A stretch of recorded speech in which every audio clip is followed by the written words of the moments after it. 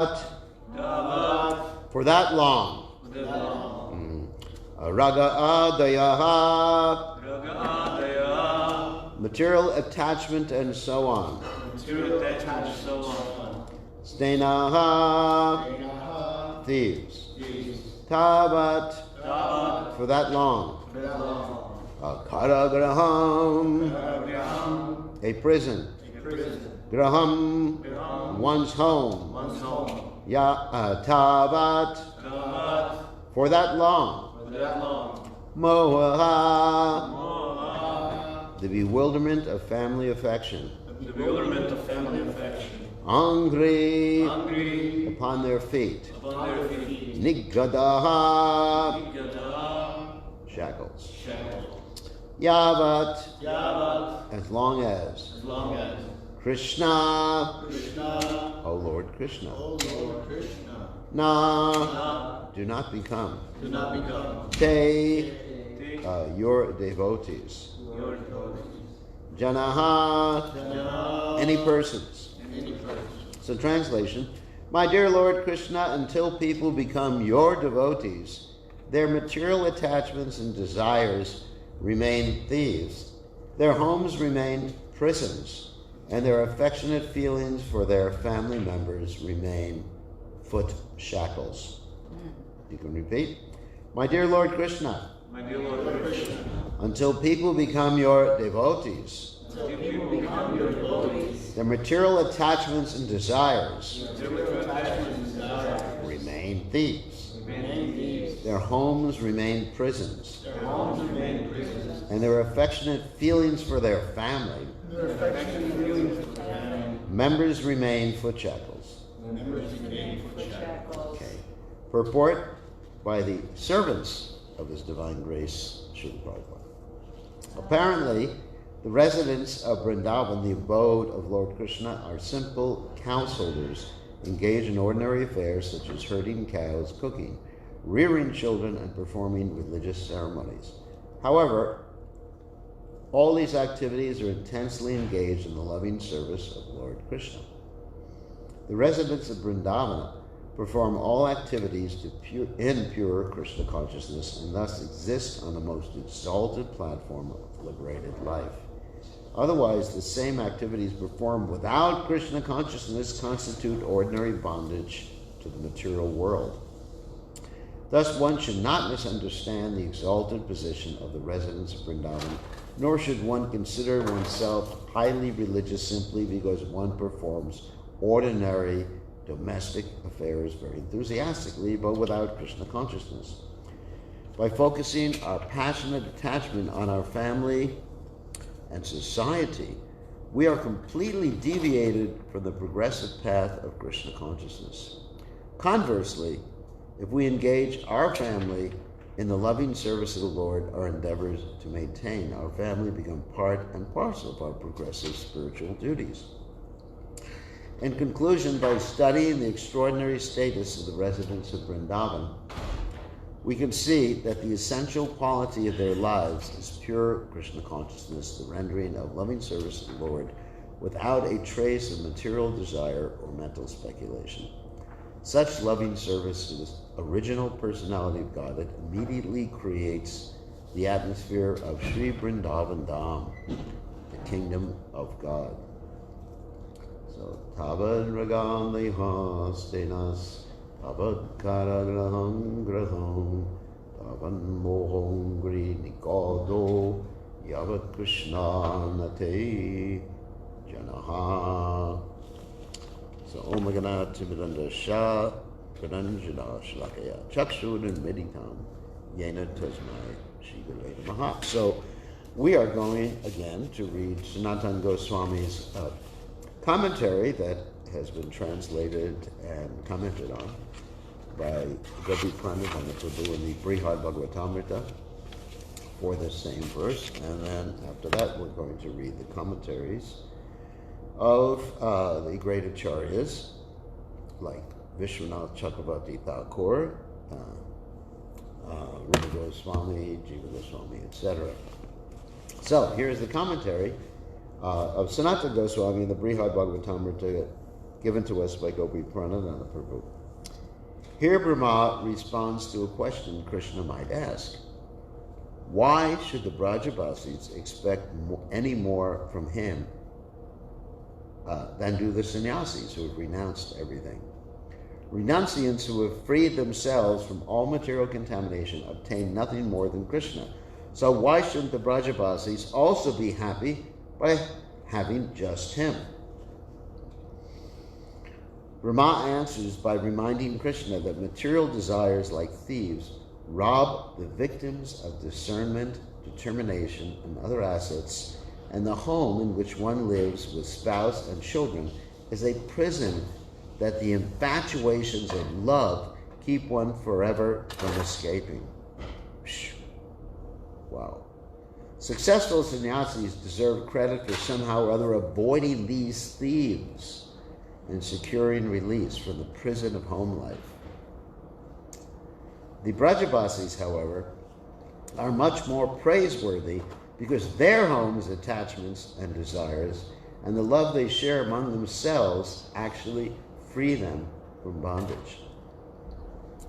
Brahma argues, therefore, that the Brajabasis deserve a greater reward for their worship of the Supreme than impersonal sannyasis. As we have already heard from the authoritative statements of Srimad Bhagavatam and other scriptures, the spiritual achievements of non-devotee renunciates are similar to those of demons like Kamsa. Such demons intensely concentrated on Krishna while striving to destroy him. Being directly killed by Krishna elevated them to the status of liberation, oneness with Brahman, which in effect is attained by the Supreme Lord, which is attainment of the Supreme Lord, because Brahman is one of the personality of Godhead's own opulences. But there is still a great difference between this impersonal liberation and the perfection Vaishnavas achieve when they gain entrance into the spiritual kingdom, Vaikuntha, and reach the lotus feet of the Lord. Brahma's apparently simple prayer can be understood in several different ways. One is that Brahma is answering a potential doubt about why the Brajabasis, full as they are with attachments and desires, are more praiseworthy than more exemplary Vaishnavas who are renounced both in their external behavior and in the core of their hearts. Here Brahma argues that although material attachments corrupt anyone who has not developed a personal relationship with Krishna, Krishna's devotees have learned the value of devotional service to him, and so they dovetail those same attachments in a spiritually constructive way. Without devotion for Krishna, strict sannyasis practice renunciation in vain, because ultimately none of their disciplines will bear the desired fruit. Most likely the results of their labor will be pride and self-delusion. In contrast, the unlimited desires held by every devotee of Krishna can never be satiated, for those desires are all in relationship with Krishna. In particular, the Brajabasis never feel they have had enough of Krishna. Brahma's statement can also be understood as a response to Krishna's suggestion that by sharing with the Brajabasis the enjoyment of unique loving exchanges, Krishna can repay them for their devotion. As Brahma points out, as long as one does not become Krishna's devotee, one remains in bondage. Thus, Krishna has a more important reason for coming to this world than just to enjoy with his friends. He displays varieties of captivating attachments and desires because he wants to entice all living beings to enter his devotional service. Therefore, since he performs his pastimes not for the satisfaction of his devotees, but for purposes of his own, why should the Brajabasis consider his debt to them repaid just because he plays with them? Still another explanation of Brahma's statement, when one reads its grammar differently, is that Krishna will be anxious until everyone in the universe becomes his devotee. Until then, Krishna's attachments and desires will be Krishna's attachments and desires will be like thieves that rob him of a mental equilibrium and self-satisfaction. That's interesting. Until then, let me just read this sentence again. Until then, Krishna's attachments and desires will be like thieves that rob him of his mental equilibrium and self-satisfaction. And his abodes in Vaikuntha and elsewhere will be like prisons, because the company of those who constantly live with him will restrict his freedom. Let me read that again. That's quite deep. Let me begin with this previous sentence. Therefore, since he performs his pastimes not for the satisfaction of his devotees, but for purposes of his own, why should the Brajavasis consider his debt to them repaid just because he plays with them? Still another explanation of Brahma's statement, when one reads its grammar differently, is that Krishna will be anxious until everyone in the universe becomes his devotee. In other words, this is actually pointed out in the Brihad Bhagavatamrita, also, that Krishna reveals to Gopakumar, when Gopakumar comes back to the spiritual world, that Krishna was in such anxiety about him that Krishna personally became Gopakumar's spiritual master. And then when Krishna saw that Gopakumar had come back to Godhead, Krishna embraced Gopakumar. We mentioned this last night in a little bit in the class. Krishna embraced Gopakumar and he fainted. And all of Krishna's associates thought that Gopakumar might be a demon, because they thought Gopakumar had done something to Krishna, but actually Krishna had fainted out of extreme ecstasy seeing Gopakumar back to Godhead. So in other words, Krishna is experiencing anxiety. This is a typical thing we used to hear all the time, that Krishna's anxiety over the plight of the conditioned souls. Therefore, the devotee should go out and preach Krishna consciousness to relieve Krishna's anxiety. So there's many reasons for going out and preaching. One is, of course, feeling compassion for others. Another reason is that Krishna's in extreme anxiety. This is what's being pointed out here. In other words, until everyone in the universe becomes his devotee, I'm just paraphrasing what's happening here, Krishna's attachments and desires will be like thieves that rob him of his mental equilibrium and self-satisfaction. And his abodes in Vaikuntha and elsewhere will be like prisons, because the company of those who constantly live with him will restrict his freedom. It means Krishna just wants to come and save everybody and bring everybody back to Godhead. And, his friends are taking up all this time in the spiritual world. This is really interesting. This particular explanation of Sanatana Goswami. It's definitely not just Gopi Pranadhana's understanding. This is Sanatana Goswami for sure. The special attraction that Krishna has for Mahalakshmi, it says he, but it's Krishna, and others in Vaikuntha will be like foot shackles that restrict his movement and prevent him from always enjoying the company of his dearest devotees. He will not feel the ecstasies of intimate reciprocation, therefore, but only the pains of separation. Thus, Brahma predicts that after Krishna leaves the Brajavasis to go to Mathura, he will always feel separation from them and always remain indebted. So another understanding of this is that when Krishna has to go elsewhere other than Vrindavan, he feels like it's shackles. So there's two explanations that Sanatana Goswami has given here.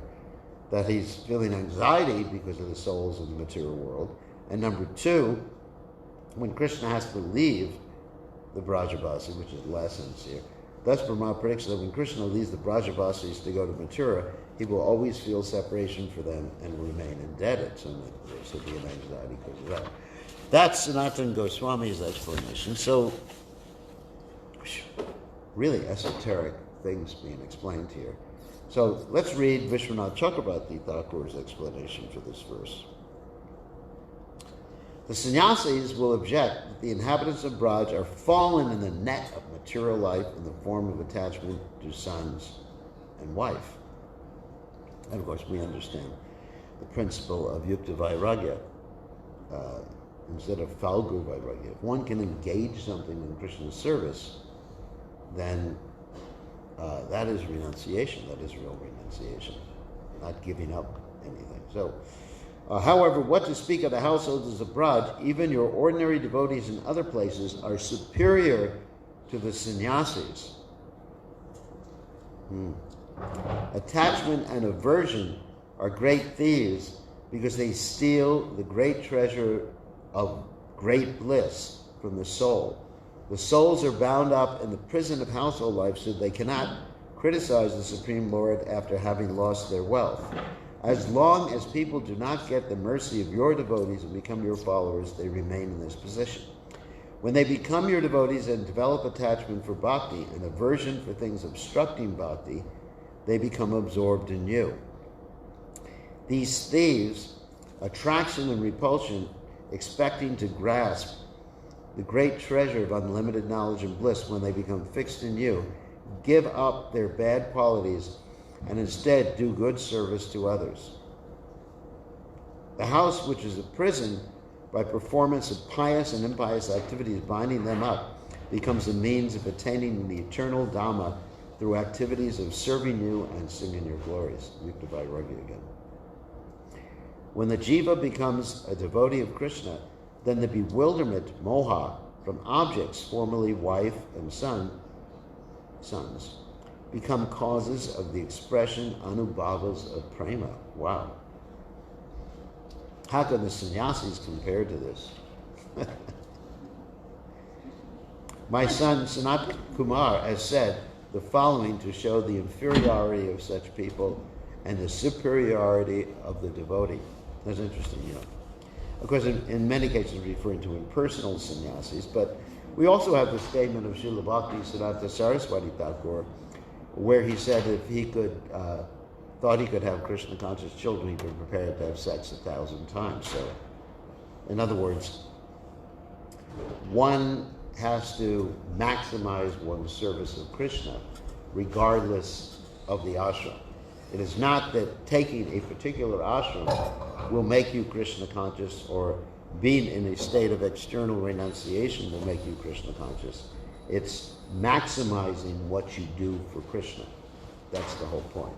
You know, whatever maximizes your service.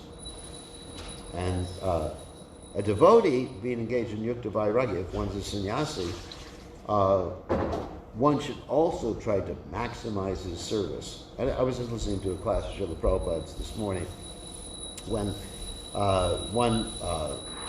Dr. Patel, or someone probably was walking with, told that famous story in Vrindavan, how is either Jiva or Rupa Goswami refused to speak to Mirabai. You know the story? Some of you heard the story. The famous story you hear in Braj, that Jiva Goswami or Sanatana Goswami or Rupa Goswami, the story is told in different ways, refused to speak to Mirabai, the great devotee, until Mirabai said that actually you shouldn't refuse to speak to a woman because there's only women in Braj. There's no males. Krishna is the only male in Braj. You know, it's a typical story, but Prabhupada says it's not a true story. He said because Jiva Goswami or Rupa Goswami, they would not refuse to speak to a lady if the lady was a devotee. Why would they refuse? And Prabhupada gave the example, or a devotee with Prabhupada gave the example, and Prabhupada corroborated the example of when Lord Chaitanya Mahaprabhu was going to see Lord Jagannath, a lady climbed up on his shoulders. An older lady, of course, not a young girl. And his servant, Govinda, said, "Get down from there, lady." I'm just paraphrasing. And Lord Chaitanya said to the servant, "You're an adivas, you're a low-class person. She's more enthusiastic to see Lord Jagannath than me."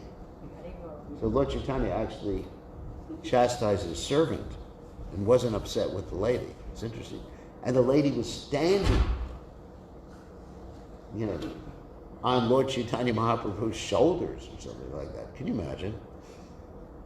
I think I would get pretty upset. If I was going to see the deities and then just lady started standing on my shoulders, I go, "Ah! Get out of here." You know, anyway. But Lord Chaitanya. So the point is that a real sannyasi is not someone who lights no fire or performs no work. A real sannyasi is someone who does the needful. Like Prabhupada said, when one devotee said, I just wanted to preach Krishna consciousness, Prabhupada said, you should be like me. In the morning, you preach. In the afternoon, you go to the bank. Prabhupada gave that example. I'll continue with the purport here. The ocean of nescience is very difficult to cross because it is infested with many dangerous sharks. Although those who are non-devotees undergo severe austerities and penances to cross that ocean, we recommend that you simply take shelter of the lotus feet of the Lord, which are like boats for crossing the ocean. Although the ocean is difficult to cross, by taking shelter of his lotus feet, you will overcome all dangers. And the inhabitants of Braj have even thousands of times much greater payment than these Grahastha devotees, ordinary Grahastha devotees. Though you are the Purna Brahman, that means complete Brahman, you show yourself as dependent. It should be Purna Brahman, not Purna Brahma. Anyway, you show yourself as dependent upon these devotees by taking the form of their son. And then you have Jiva Goswami's commentary. Quote, if their glory is that they give everything to me, then you should go home and do the same thing. I guess that's Krishna speaking. If their glory, then Krishna speaking to Lord Brahma. Let that be. By dedicating themselves fully to you, they are greater than the Atmaramas. Atmarama means one who takes pleasure in the self. But it is difficult for people like me to surrender to you. With this intention, he speaks this verse. The meaning is this. Raga refers to attraction to objects. Adaya means that by attaining or not attaining objects of attraction, one experiences joy and sorrow. The house is such an object. Moha means lack of discrimination because of attachment to objects. Thus, raga is mentioned first, since all the other items depend on it as a cause. It means attachment. You, as the Atma, are the natural and ultimate shelter of attraction, raga, for the soul, having within it unconditional prema. This attraction, by not taking shelter of Krishna, in other words, if one tries to enjoy this world, and takes away the ingredients of your worship, standing for auspicious desires like a thief. Its followers, such as Moha, are the same. The house then transforms into a prison to give the remaining punishment, since it gives intelligence opposite to surrender to your feet. Moha, taking on a special nature by the false intelligence, becomes shackles for the feet. Moha means illusion. Even though the prison house is destroyed, because raga and other products still remain, because of inability to surrender to you, the chains remain. In other words, even if something happens to your hearth and home, I'm just paraphrasing here, and ultimately the prison house becomes destroyed, or your family members die, or you get sick, disabled, still the attachment remains. That's what the chains remain. As long as these people are not accepted by you, they will remain in this condition. This, of course, also refers to the impersonal sannyasis, attraction and repulsion. When they are accepted by you, when they attain you, who are the shelter of real raga, those material qualities cease to take shelter of the self. Spontaneously, the faults disappear. The person becomes attracted to attaining Krishna. And then he quotes a Sanskrit verse from the Vishnu Purana. Unintelligent persons have unflinching affection for the object of sense gratification.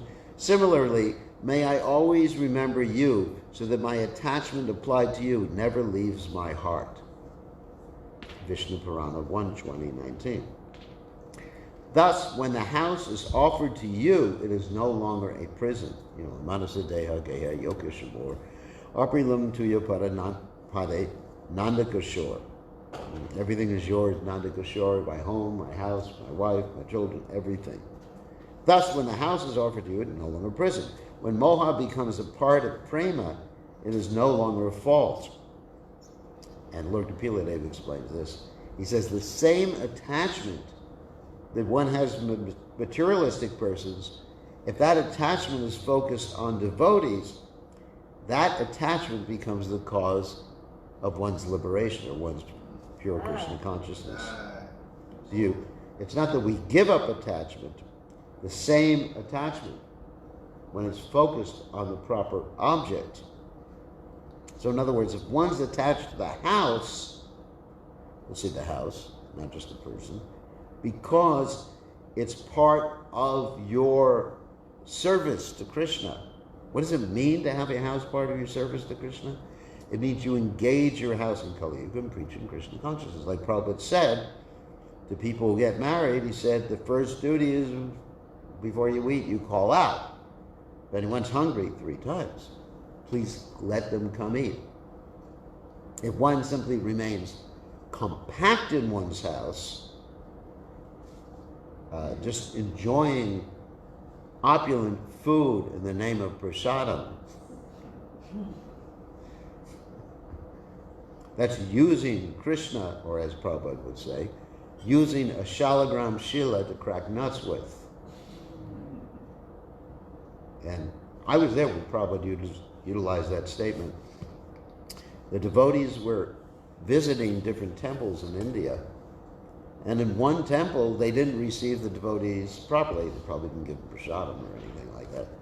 And the devotees said, well, we didn't get prasadam, but we went to go see the deities. And then Prabhupada said, and some of you heard me tell this story before, Prabhupada said, but there's no deity in that temple. And the devotee said, well, we took darshan of the deities. And Prabhupada said, you heard what I said, there's no deity.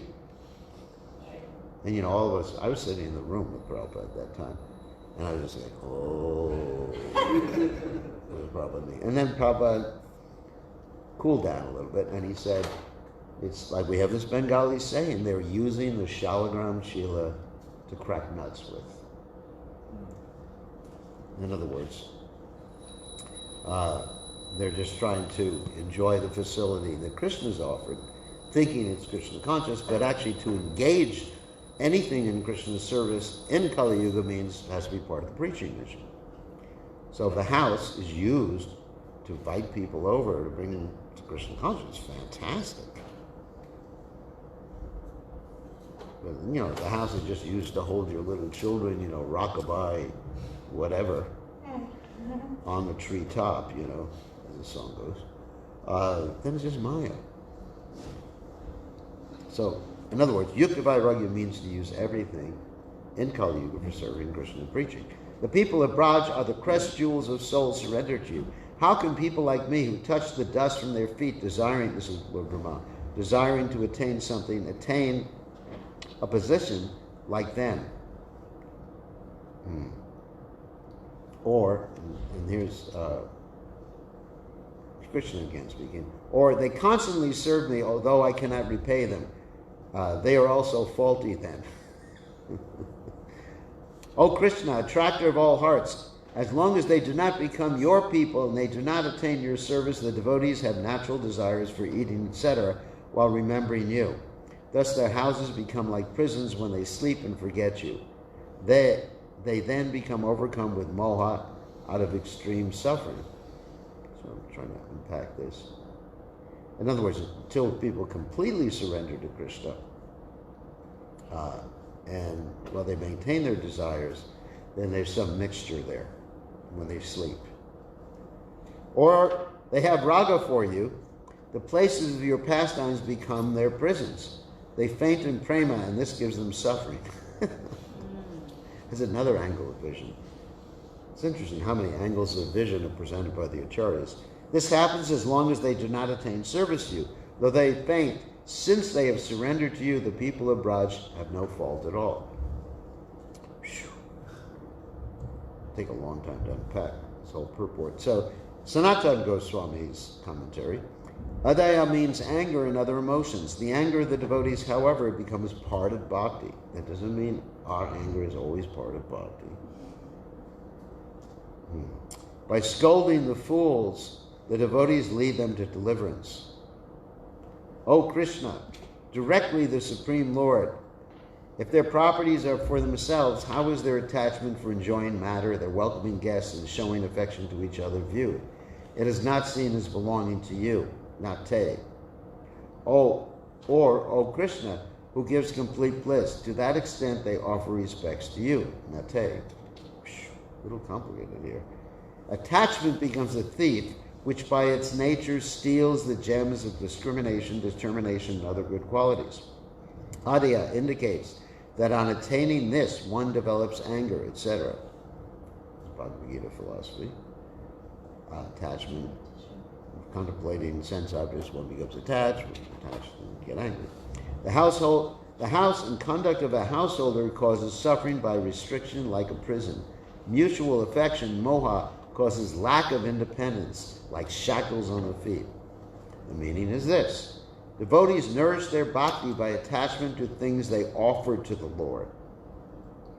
They spread bhakti by anger at persons engaged in not serving the Lord. That doesn't mean that when we go out and we start getting angry with everybody,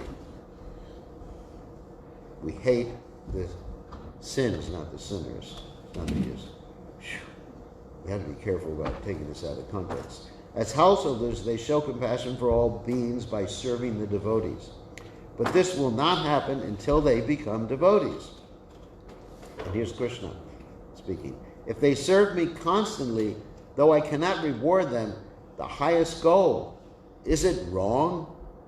And here's the reply. O Krishna, attractor of all hearts, as long as they do not become people of Braj, Jana, dedicated to your service, Nate Jana, dancing and singing with attachment, Raghadaya, they will be like thieves causing disturbance. The house will cause grief like prison. False affection for devotees, moha, we're talking about false affection for devotees will be chains in the feet, causing lack of independence. False affection, in other words, affection for devotees that we want devotees to satisfy our senses. Like Prabhupada said, there's another example of experience I had with Prabhupada. One time we were following Prabhupada around, myself and Ridananda Maharaj, and all around the country like groupies at a rock and roll band. And Prabhupada looked and he said, don't you understand? You're supposed to serve the spiritual master, not enjoy the spiritual master. It was like a big shock. So, we headed for the hills and went preaching right away. We didn't just sit around, oh, that was so sweet, Prabhupada. We actually took that seriously and went preaching and made some devotees.